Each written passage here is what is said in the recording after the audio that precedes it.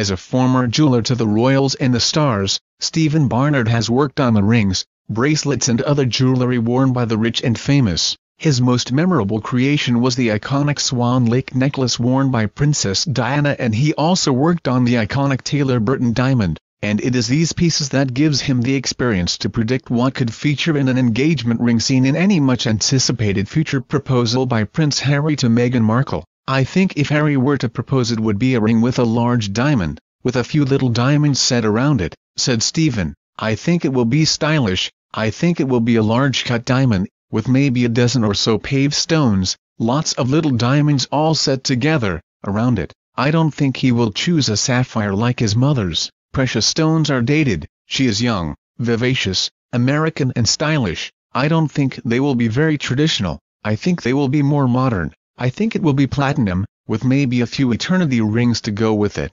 Stephen predicts the ring will be platinum, as are the majority of pieces he now makes in his workshop as the head jeweler for 77 Diamonds in Mayfair in London, which counts celebrities such as Ellie Goulding and Premiership footballers as customers. Platinum is now the metal of choice due to its durability, and diamonds have largely replaced precious stones. As an experienced jeweler, he has produced luxury pieces for the wealthy, including celebrities in the royals at Boodles and the House of Barnard, but he is now keen to make jewelry more affordable and accessible in his Mayfair-based workshop. In his 5 decades in the industry, Stephen has seen the taste for jewelry change from one focused on larger ornate pieces featuring precious stones to diamonds and platinum. "I used to make some big pieces for the wealthy," he added. "This still happens, but times have changed. Previously people would pay for someone to sit for 2 or 3 days making a piece. I now make things that are affordable, making diamonds and jewelry more accessible for everyone, and I would say that the quality is just as good." Stephen has a team of 7 in his workshop who,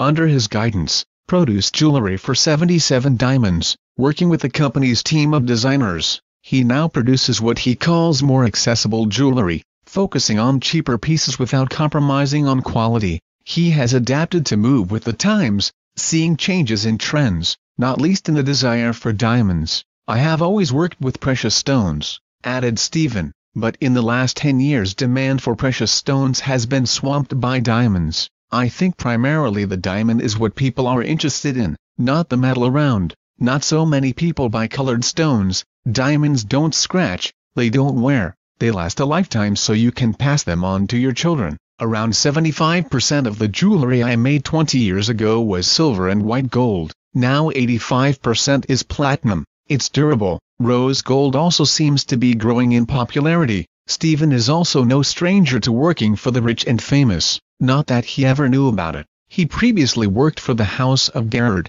jewelers for the royal family, where he would work to paintings that depicted designs. It was here that he worked on a piece worn by the late Princess Diana, which came to be known as the Swan Lake diamond necklace after she was photographed wearing it to the ballet. "When I was working at Barnard's, you never knew who you were making things for. That was kept private for the buyers and we never spoke about it. We were just given paintings with the designs on. We never met any of the customers. We would know we were making for someone important, and by what you were making, someone wealthy." "The most memorable piece I made was for Princess Diana," added Stephen. "I didn't know who I was making the necklace for at the time. I only found out at a later date after she had died that it was for Diana. It's something that you hold with you all your life. It's very exhilarating to make something like that." Stephen said a team of 4 people worked on Diana's necklace, which took around a week to complete. Earlier this year it was put up for auction for £9.6 million.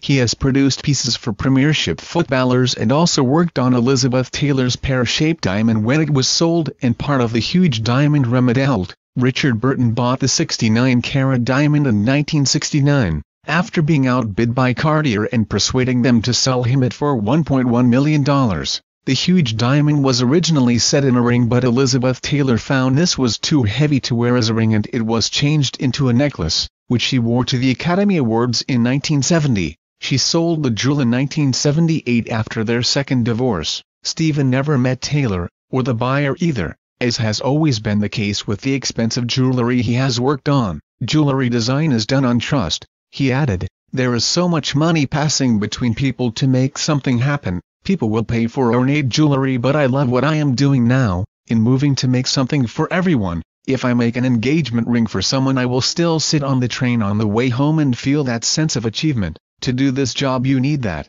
You sit there for 8 hours and you have to sit and concentrate for that period to produce something. Stephen has also seen technology transform his job and now has a laser machine installed in his workshop. He would love a bigger workshop. And second, he estimates it takes about 2.5 to 4 hours to produce most engagement rings, from the mounting he does to the setting of the diamonds by the others in his workshop. As an experienced jeweler, Stephen is also no stranger to being asked by friends to make them a bespoke piece, something he reserves strictly for relatives. Whenever I used to go to dinner parties, people would ask me what I do for a living, and suddenly I found myself surrounded by all the women. The guys would just walk off. His work has taken a toll on his body, and even seen him barred from getting into some countries, due to the intensive work with his hands which has seen them calloused and blackened. He can no longer use his fingerprints to pass through immigration, recently being refused in the US until he got his eye scanned. At 66, Stephen is one of the few people his age still working at a bench,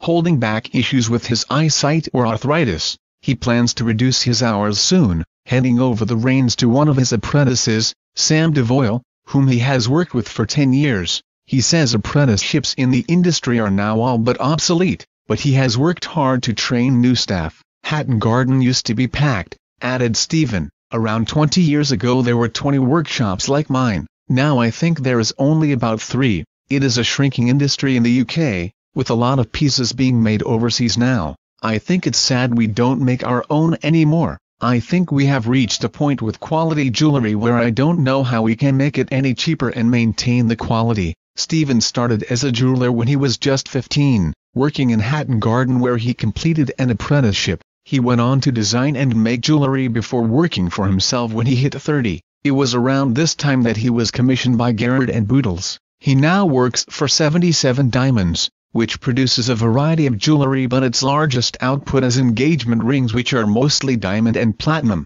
Stephen notes diamonds are also getting larger, with 7 or 8 carats now more common than rings featuring 2 carats. Much of the company's work is designed by its in-house team, but some are bespoke commissions. The company has worked to embrace digital ordering, with some entire designs being communicated via Messenger. Things to consider when choosing the perfect engagement ring. 1. Size. The ring band should suit the shape of fingers. Generally smaller rings are considered more appropriate for younger people, with wide designs suited to more slender fingers. 2. Diamond shape. There are many different diamond shapes. You need to choose between Paras or cushion, emerald, heart, oval, brilliant, round, marquise, radiant and princess. 3. Consider the 7cs carat cut, color, clarity, certification, cost and contour. 4. Shape and setting. 5. Colors. White gold used to be the most popular, but this is now being overtaken by rose gold and platinum. White, colorless diamonds are the most popular, but pink diamonds are unique as they are prized for their rarity. 6. Ring size. 77 Diamonds will send free ring sizers in the post. And for the ultimate surprise, advise trying to measure the diameter of a partner's finger as they sleep.